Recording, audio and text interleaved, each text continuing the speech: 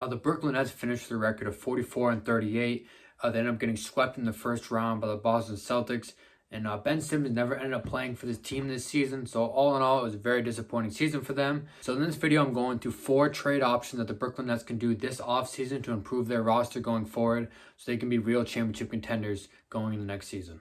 So first, let's look at some statistics from the Brooklyn Nets this past season and see where they ranked amongst the other NBA teams. So the Brooklyn Nets ranked 8th in points per game at 112.7, ranked 20th in opponents' points per game at 112.1, ranked 26th in opponents' fast break points at 14.1, ranked 23rd in three-pointers made at 11.4, ranked 23rd in opponents' free throw attempts at 23, and ranked 27 in opponents' offensive rebounds. The glaring issues in the stats here is getting back on defense, playing defense without fouling, and grabbing defensive rebounds. Pretty much all defensive factors were the downfall of this Brooklyn Nets team.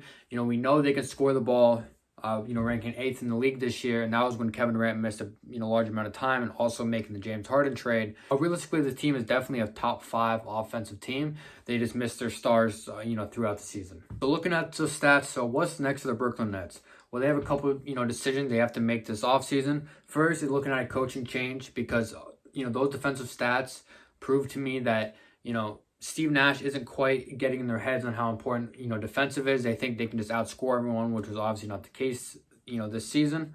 So maybe they look at some new coaches, getting some new voice in the locker room. Another decision is Kyrie Irving's contract. We all know the issues with Kyrie Irving. It's not just the vaccination status. It's some other issues with him. He's very injury plagued as well. I really like Stephen A. Smith's idea of giving Kyrie a max contract, but on a year-to-year basis. I don't think it's a good idea to commit 5 years to Kyrie Irving.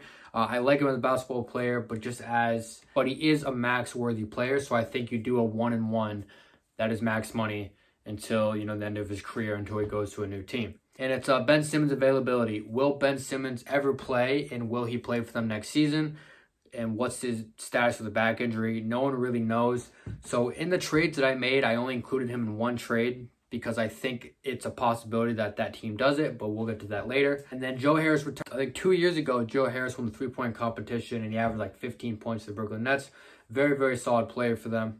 And he pretty much missed the entire season. I think he played opening week, and then after that he had an ankle injury, then he had to have surgery on it, then he had setbacks on it. And Brooklyn is definitely going to welcome him back next season or use him as a trade piece to bolster that defensive end. So in these trades, I kept in mind that the Brooklyn Nets need to find better defenders, and they also need players that are committed to making the little things happen, like the hustle plays, loose balls, rebounds, and defense.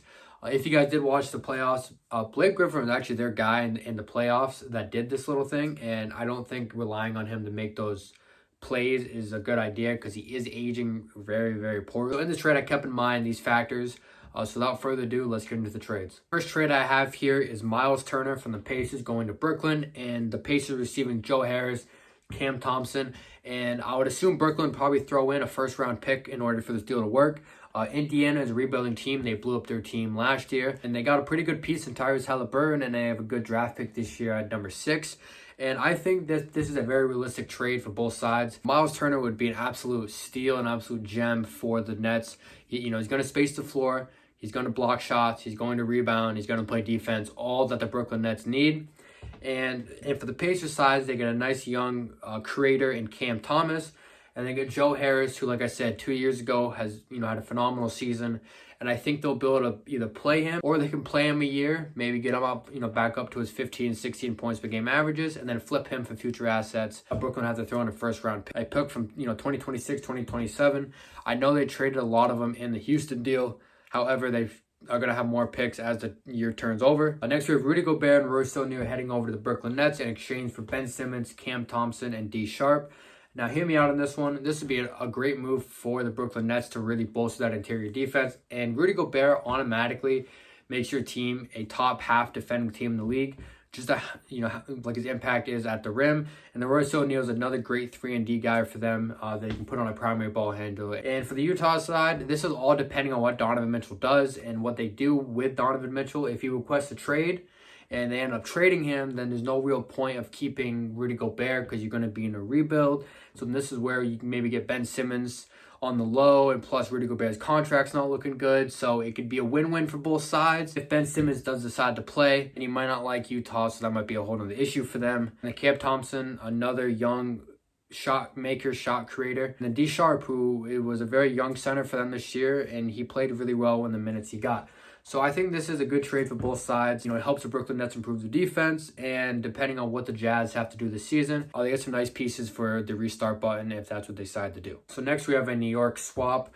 Now the Brooklyn Nets will be receiving Alex Burks and Nerlens Noel, and the New York Knicks will be getting Joe Harris. From the Brooklyn side, they get a nice shot-creating guard in Alex Burks, and they get a really solid interior defender and shot blocker, Nerlens Noel. He can also grab you a bunch of boards as you need him to. And New York has been a very poor perimeter shooting team for quite some time. They tried improving that by signing Kemba Walker and Evan Fournier. And Fournier was super inconsistent for them. Kemba Walker ended up not playing for them at all. And you have RJ Barrett, who's below average from three. You have Julius Randle, who's below average from three this year.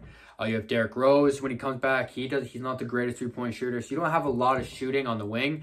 And I think Joe Harris would be a very, very big improvement over any shooter they'll have. He will automatically become their best shooter, hands down. So I think this is not a bad trade for both sides.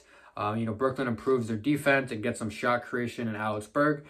And then they give up Joe Harris, which the New York Knicks will absolutely love because they'll be their best shooter. And the final trade of the day, this one's probably gonna be pretty boring to y'all, but it's Javonte Green going to the Brooklyn Nets, and it's D Sharp going to Chicago Bulls. So start with the Brooklyn Nets side. Javonte Green is a nice hustle guy, and in that Bulls offense, once Patch Williams was down, once Lonzo Ball went down, he was kind of looked at as more of a shot maker. They wanted him to make the shots, and that's not what he likes to do. That's not his role, and it's not what he's good at. He's really good at hustle plays, playing good defense, getting steals, getting offensive rebounds, getting defensive rebounds, getting putbacks, and just being a really grit and grind player for them. And I think the Bulls kind of wanted him to do more than that, which I don't think he's capable of. But in a Brooklyn offense, we have Seth Curry, you would have Joe Harris, you have Kevin Durant, you have Kyrie Irving, you got all these offensive threats. Javonte Green is not going to be asked to shoot them corner threes or shoot the perimeter threes when he's open. He's just going to be asked to play stellar defense, which I think he's going to be very, very good at. And for the Chicago Bulls, Sharp is a good rebounder, another, good big for them. All they really had for that big option was Vucevic this year. So I think Sharp will be a nice backup big for them if the trade were to go through. So those are the 4 trades that I have in this video. Thank you guys for watching. Let me know what team you want to do next. I think I'm going to try to do all 30 teams because my last video did really well. So I'm going to keep, this 4 trade team thing going. And I hope you guys enjoyed the video. Peace.